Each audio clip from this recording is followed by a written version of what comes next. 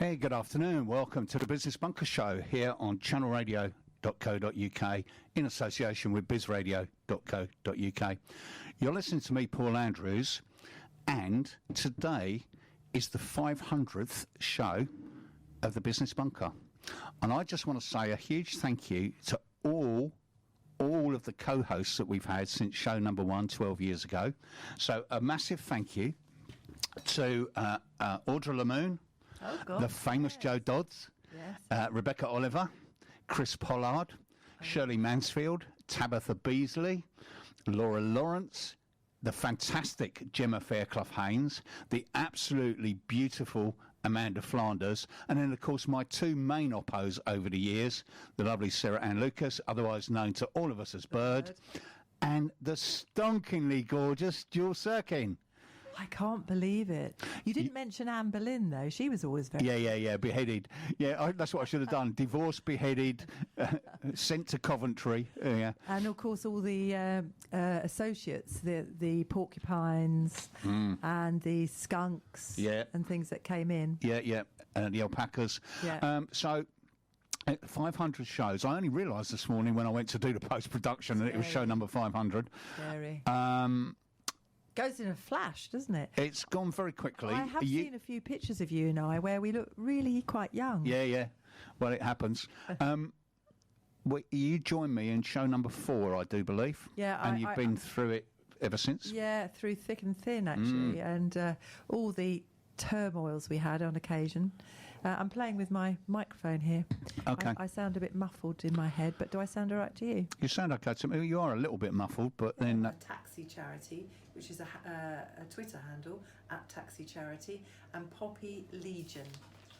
Fantastic. Are we going to join the Channel Radio newsroom? Are we?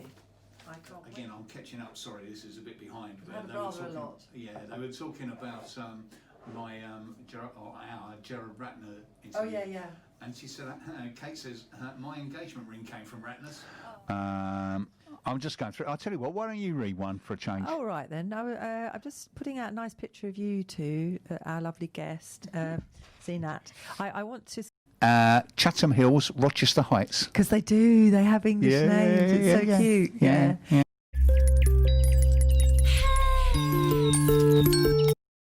Morris. Do you know what? I think we ought to speak to our first guest, don't you? I think we should. I think we ought to introduce a modicum of decorum into this show. Somebody that's got brains and a beautiful satin shirt. And a beautiful satin shirt, even. But a blouse even. But more than that, he's probably sensible and isn't going to go off on a rant about something that happened 150 years ago. Do you reckon? Bit of sanity into the studio. Yeah, a bit of sanity. It's an absolute pleasure to welcome into the Business Bunker studio for the very first time the adorable Zeenat Noorani. Zeenat, welcome to the show.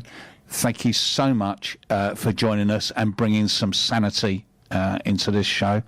Thank you, Paul. Thank you, Jules. It's lovely to be here. And, just first of all, congratulations on the 500. Thank you. We arranged or started to arrange for you to come on this show a long time ago. Back in February. And then all of a sudden everything went Pete Tong, didn't it? A virus hit, everybody got shut down and everything went all over the place. Fabulous that you've managed to join us at long last. Absolutely. Now, so why don't you kick off, Zeenat, by telling the listeners a bit about you and what you do. So, who am I? Wow. Okay, so I am a mental health and wellbeing coach. Yep. And I've been doing this about 3 years now, or just over 3 years. I think my life started kind of trailing to this when I was actually in the teaching profession, being a primary teacher. And over there was just this passion for helping, and you kind of see in that world that a lot of children, adults, there's a lot of stress that goes on. Sure. So that's basically what kind of drove me to what I do now. But also, I'm not going to go all grim and down because this is a happy show. But I went through my own struggles with mental health and having a breakdown, and so I know how important it is, especially now. With the COVID. Well, I was going to say, you're absolutely right, and lots of us have had dark times in our lives and all kinds of things go wrong. But I think now more than ever, mental health issues are starting to surface in far greater numbers because of what's going on, people losing their businesses, people losing their jobs, absolutely, yes. People just being locked together Yeah. for months on end. And locked alone as well. And locked alone, and so there's so many different aspects of what's going on that mental health issues are more important than they've ever been, and they've always been important. Absolutely, they've been important, they've always been there, but I think it's about all of a sudden it's surfaced even more. Oh yes. Because of what we're going through, and it just doesn't apply to one sector, it applies to all the sectors, from small businesses all the way through to corporate, and though there's still a long way to go, I think. There's still a very long way to go. Because we don't see an end. And I think when we all did that first initial lockdown, we all, mucked in. It was 3 weeks to flatten the curve. Yeah. And we all went,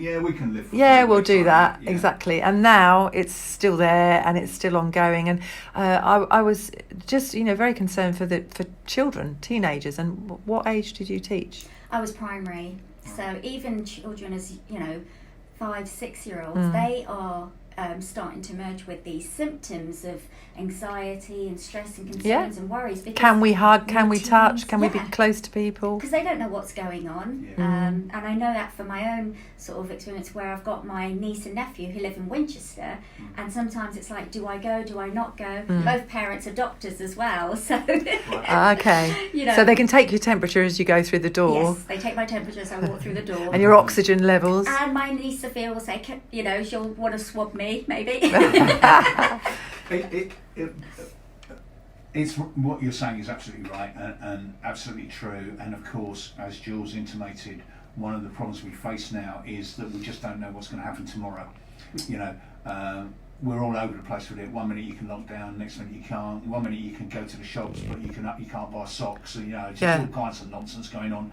And that kind of thing, for me, is what causes people a lot of distress and anxiety, because they get very confused over what they can and can't do. And people, on the whole, people don't like to break rules. And when they're faced with ambiguous rules, it creates a lot of anxiety and a lot of, what do we do? I mean, on this show, we've read out news from the government about how to claim different things. Well, blimey, you need a degree in astrophysics to understand some of these things.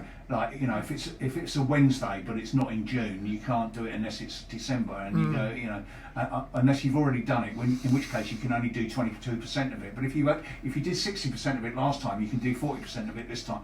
It's just. No wonder we're all confused. I feel like lying down already. Absolutely, and it's that level of stuff that is causing so much hassle just during this. But I mean, mental health issues are so much more than that as well. And I think what people need to do is think about living in the present, because we don't know what's happening in the future, and it's live in the moment and plan for maybe a week or couple of weeks at a time ahead. It doesn't matter what you're doing, because if you don't have your mental health and your well-being, then everything else doesn't matter, because at some point or another we're going to get to the point where you're going to have that burnout, or you're going to say, I can't cope, because many of us, and even myself, I'm sure you might have found yourself as well, is to go, no, I can handle it, I'm not stressed, it's okay, but eventually that okay's not there. It's interesting because when we were in the middle of lockdown, and I was trying to order for my mum who was locked in, and we weren't going to shops, so everything was online, so I had to very quickly find ways of getting stuff we needed to eat, veg, fruit, whatever, bread, and my mum wanted specific things, and she was 89, and it was stressful, and I actually got 4 cold sores in 6 weeks. I never get cold sores, and that was just the stress reaction, But interestingly, and I want to talk to Zeenat more about this, in her actual work and what she does. Sometimes we don't even realise how stressed we are. Yeah. You think that you're calm, and you think you're calm. You think you're coping. Yeah. It's like I was doing something the other day, and was that when you fell in your pond? I told you not to mention it. Was that a stressful moment? Yes. Oh, you should have given me a call. I could have helped you with that. Well, I needed someone because I couldn't get out. He came squelching out. Yeah. With weed on him. I have this Couple of fish in his ears, I have this vision Anyway, in my thank- eyes right now. But yes. Few newts under his collar. That was not remotely stressful. No.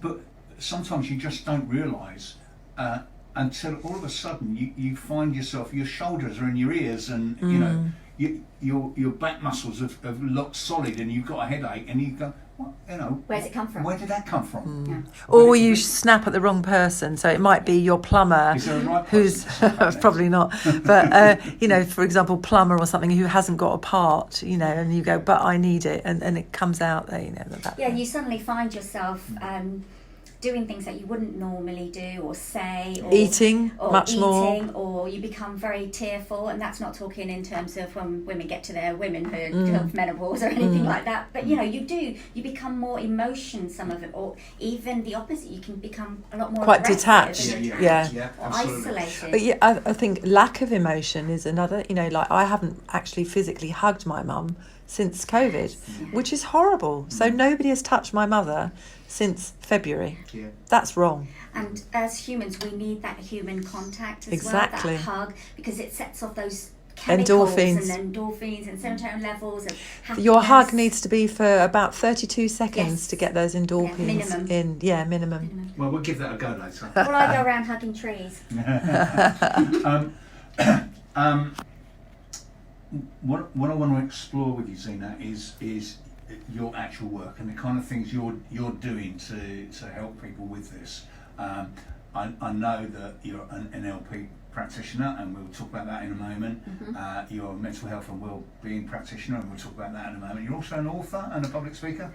Yes, and I also do EFT, emotional freedom tapping. Oh, I love that. I had that. Yeah, it's Really? amazing. I love it. Yeah, I had it when I had to have my metal knee done because I kept cancelling it, and the nurse said to me, "You need to have this knee done." I said, "I don't want to have the operation." So I had about 6 courses of 6. It was amazing. Amazing, Okay, great. tell us what EFT is. So emotional freedom tapping. So it's basically comes from the Chinese meridian points. Right. So it's, to make it easier to understand, it's acupuncture Right, okay. without the needles. Right.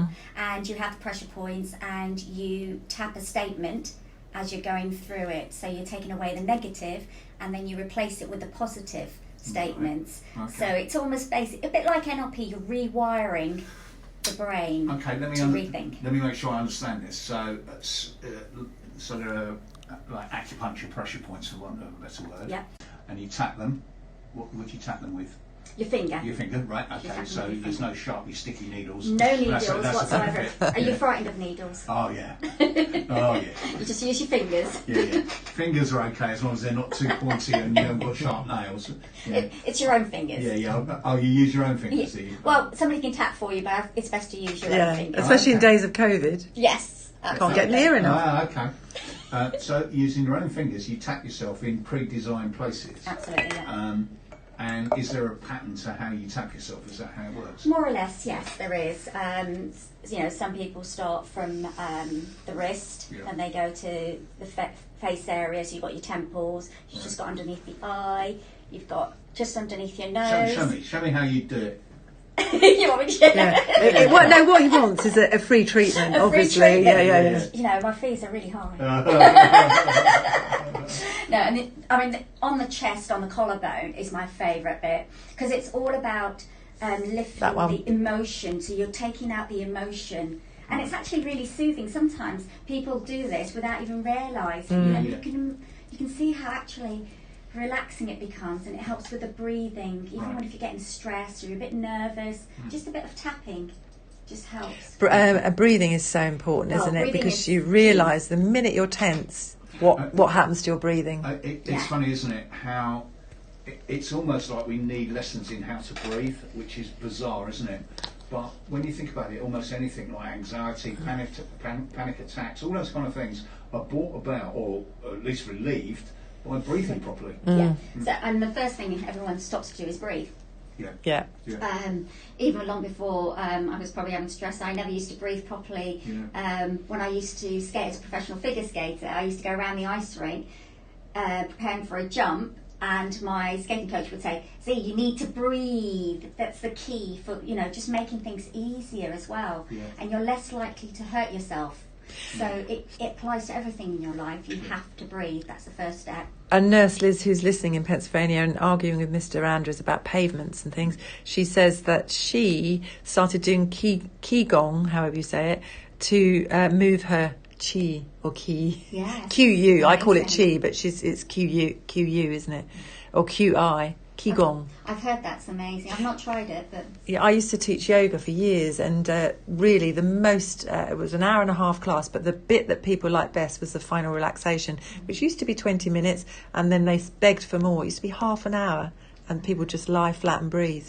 Amazing. Very powerful.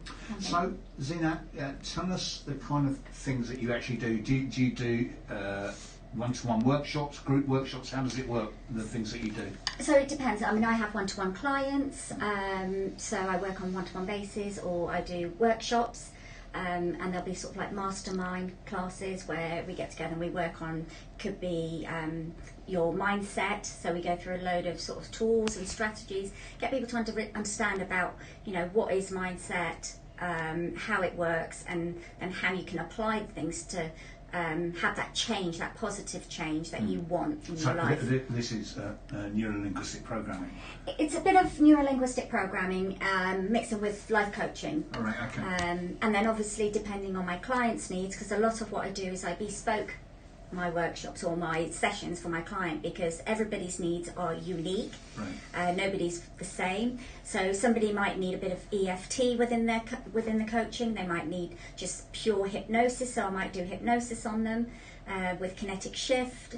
So it really varies, but the main aim was to get my clients, find out what's stopping them, what are their challenges, and often it's their belief system. Confidence. Their confidence, their self-worth. And once we've mastered that, then it's about taking them through the steps so they can achieve the goal that they want along the way. Right, okay. I mean, at the moment, you know, myself and a colleague of mine, Chandra Sharma, we run the People Skills course, and it's all on communication and language with NLP emphasis. And we're trying to get into corporate companies, rather than having this tick box exercise that often companies have. There are companies that have got it mastered beautifully, the whole wellness and well-being of their staff, but we're really trying to get in there so it becomes an ongoing relationship. So I can implement the mental health side of things, so that leaders, CEOs and their staff, you know, are looked after really, and they know what's going on, and they know how to look after each other as well as themselves, because it does start from yourself. Yeah. You know, there are people who says, "Oh, I've got it in my company." However, are they looking after themselves? Because if they're not, how can they look after their staff? Exactly. Yeah. It's like when you surround yourself with positive people or negative people. Yes. I had a lady that worked for me, and she was always asking for advice, and the minute I would tell her what I was doing for my thyroid and stuff like that, she had the same disease, I could see the shutters come down. Oh, well, I love bread. You know, I'd say, well, gluten is really bad for it. Oh, I love bread. You know, straight away. So don't ask me, because the shutters just come down. So, but are you also working with young children still? Is that still your passion, or is it adults now only? I mean, I would never not work with children. You know, I love working with children. But lately I've been sort of more targeting towards the businesses corporate. And the corporate. Yeah. I think for me also it's because of the experience I've had in my life when it came to being supported by leadership when I had my breakdown, and what I read and see out there, it's so needed. So do you know what caused your breakdown? Was there a trigger or a point where you actually felt this is the reason, or was it very slow to creep up? It was slow creeping up, but you kind of I felt kind of the change. But when you've got family members that tell you, hang on a minute, you know, you're snapping all the time, or you're too emotional, and you kind of no I'm not. But then when you think about it, you know, you start to think, hang on a minute, there's something not quite right. And I think it did creep up, but I think for me the trigger was the support that I didn't get with workload. So you know, that time when somebody says to you, if you're struggling, let us know. And that moment you say, okay, I'm going to be brave enough to say I'm struggling, and I say that, or I've said that to them, and they go, oh, but then you're not coping. Oh, not right. Which is not right. They've No. kind of thrown it back. But Exactly. you asked if Yeah. they could support me, but they didn't. So it was then I was like, okay, this is not right. And it just went downhill. And then eventually I think I got to a point where I started to get a bit of a panic attack as I was approaching the location. And I said, no, that's it. I'm throwing in the towel. And I wrote my resignation letter. How long ago was that? That was in 2017. It's interesting because I used to have a client who, quite a major client, and every time he phoned me, I would get butterflies after about 4 or 5 months, and I just handed in my notice and said, we can't work together, because it was always just critical, and he wanted me to do things that I didn't think were right for what I was doing, and it was the best thing I ever did. Just walk away. It wasn't worth the money. No. Me too. I mean, it's hard because when you have a job that you've got your paycheck that comes in each time, and you think, okay, that's fine, but it gets to a point where you're willing to give that go. And thanks to my family, I have them literally at my doorstep. I was able to rent my flat and move back in with my parents, which they're a lifesaver, and I'm lucky to have that. Yeah.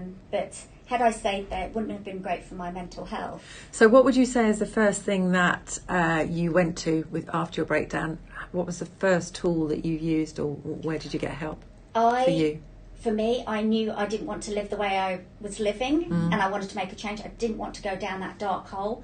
So went straight to the GP, asked them what there was, and I went straight for CBT, counselling, therapy, and that's what I did. And that's the hardest. Sometimes people struggle with that, is that initial help, but don't be afraid, because if I'd been afraid, I might not be here today. It's also all about having a decent GP that listens and refers you to the right people as well, I would think. Yeah. And I'm all about self-development, so even when I was going through my therapy and my counselling, I was like, this is amazing, because I saw the impact. So then I started learning more about it and also training up in it. So then I could help people, and it could be that added bow to my profession, because I was already a life coach and an NLP practitioner. I just wanted to use it more. And forgive me, is the NLP where you have the little elastic band that you can twang? Is that the one? They do use that in NLP, yes. Yeah, because I always find, because I'm a nail biter, you see, so yeah, and I can stop or I can bite. Anchoring, was it? It's anchoring, yes. Yeah. It is. It's part of NLP. Okay. Try a bit of hypnosis. I've had hypnosis. I had Didn't no, it didn't work. I had about 6 sessions a long time ago. Yeah, I made her eat an onion. Told her it was an apple. I love an onion.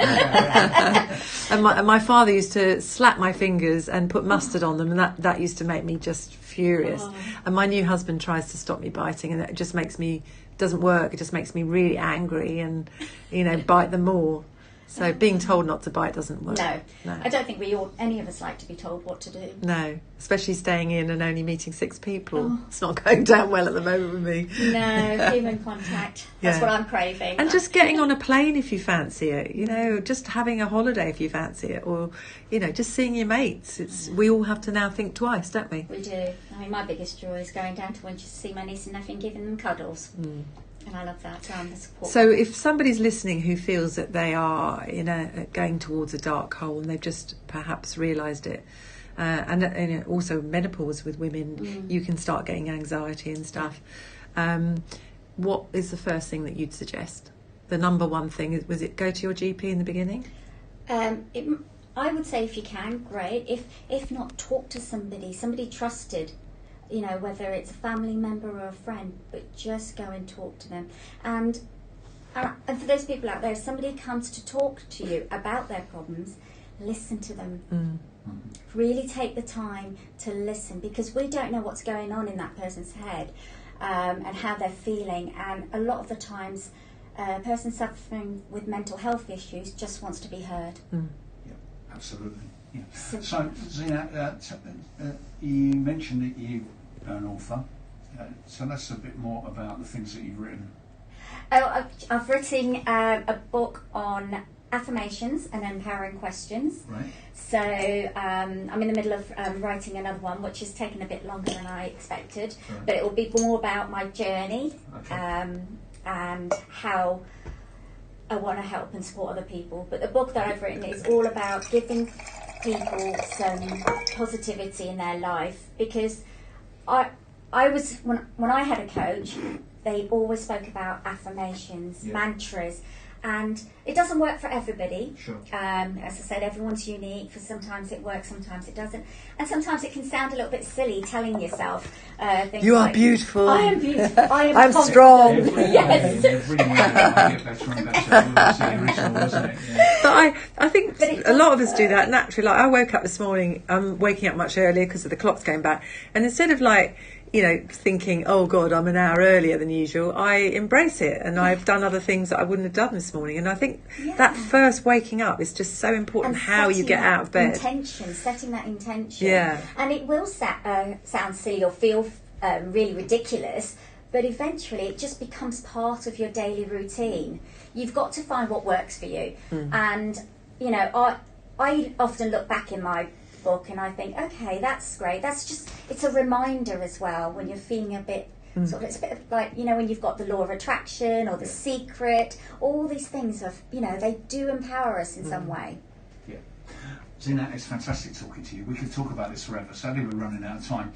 If people want to find out more about the work you do and all of the things that you do, what's the best way to do that? So they can contact me through any of my social medias. I'm on LinkedIn, Instagram, Facebook.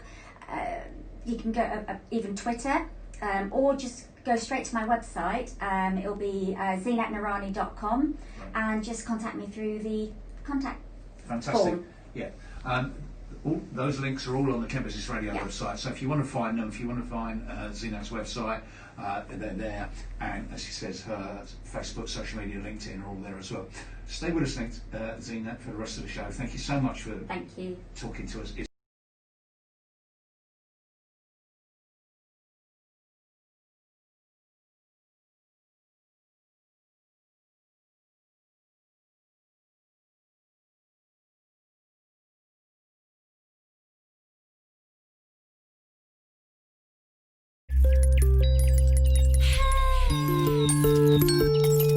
No, got her. Somebody playing the trumpet. Well, it's Nelly for time.